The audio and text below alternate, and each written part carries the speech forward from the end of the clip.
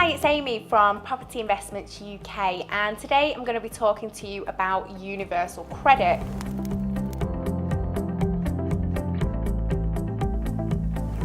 So universal credit is a way of helping tenants to become more responsible and more financially aware and able to manage their money better. It brings together a number of different benefits into one monthly payment, and this is almost like receiving a salary payment for a tenant or for a claimant now. And the reason for this is so that it's an easier transition if a benefit claimant is now looking to move from benefits and into employment. With being on universal credit, that will make it a slightly easier transition and almost prepare them for that journey easier.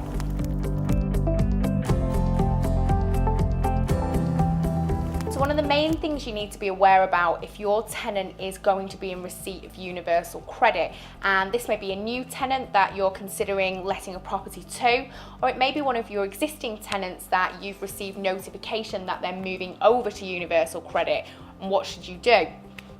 One of the main things you should do is look to support your tenant and also protect your own risks by having any payments of rent safeguarded.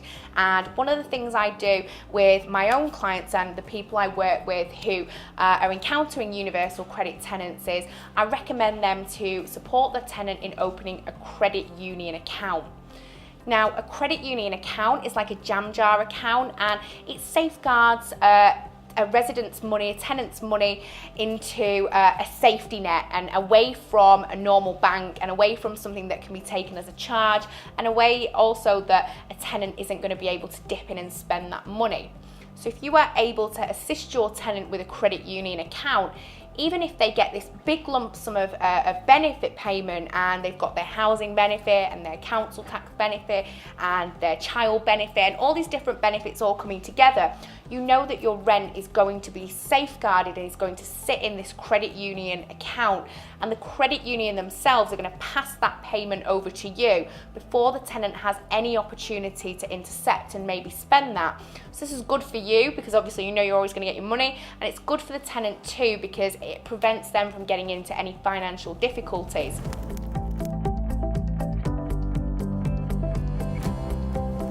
There are lots of different types of credit unions that your tenant can potentially access.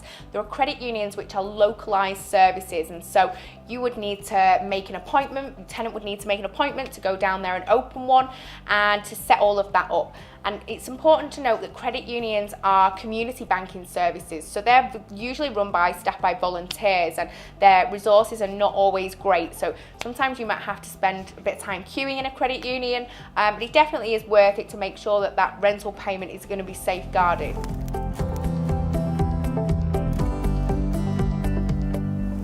So another great way of working with universal credit and credit unions is to use an online credit union.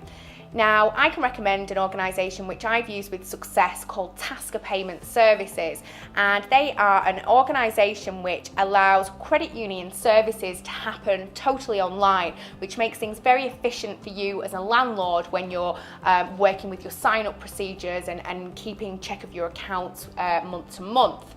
So Tasker Payment Services, as I mentioned, everything happens online and you're able to assist your tenant to open up their account, access their account number, and to make sure that their benefit is going to be paid into that account.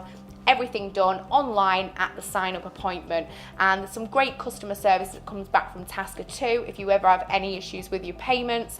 I know that I've always been responded to really, really quickly and efficiently, and it's a way, as I say, of just safeguarding your own money and your tenant's risk and responsibilities too, and make sure that that tenancy is going to be always healthy in a financial state.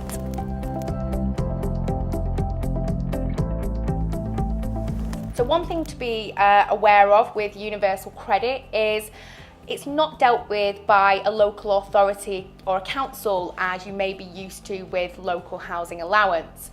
So universal credit is centralizing everything, and it's making things work from one location, and again, it's bringing everything online. So you need to be aware of that you won't be dealing with the local authority if you get a universal credit tenant when you're looking at dealing with their rental claim. And there are ways to receive direct payments of universal credit too, in the same way that you can do with local housing allowance. So one of the best things you can do if you're considering taking a tenant with a universal credit claim, or if you have an existing tenant who's changing to universal credit, is to contact universal credit directly and to communicate with them to make sure that you are efficient in terms of giving them paperwork and giving them responding to any requests or any information that they ask, and make sure you work effectively with them. Make sure you let them know that you're supporting this tenant. And one of the things again to be aware of is universal credit is paid in arrears. So you may have a period of time when your tenant is short of money when they first make the claim for UC. So again, communicate with them and see if any allowances can be made, if any speeding up of the process can be done. But again, it's always really important to keep those lines of communication open and make sure that your tenant has given you permission to speak about their claim on their behalf. Make sure there's a disclaimer in place that's been signed by all parties so that you're able to make inquiries with universal credit if you need to.